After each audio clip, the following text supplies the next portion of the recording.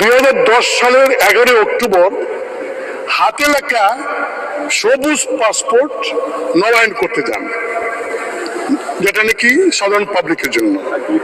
সরকারি কর্মচারীদের জন্য কিন্তু নীল পাসপোর্ট, এবং তিনি সেটা নবায়ন করেন।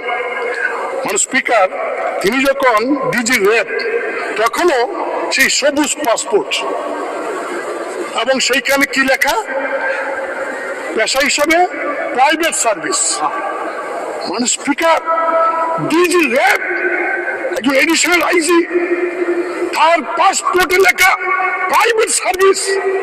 কি আশ্চর্য! এটা আমরা কেউ খেয়াল করলাম না। মানুষ স্পিকার শুধু তাই নয়, আইজি, তিনি আইজি থাকা অবস্থায় তার সেই সবুজ পাসপোর্ট, এবং তিনি বিভিন্ন সময় দেশে গেছেন, বিদেশে সবুজ পাসপোর্ট দিয়ে। ইমিগ্রেশনে এন্ট্রি আছে সবুজ পাসপোর্ট।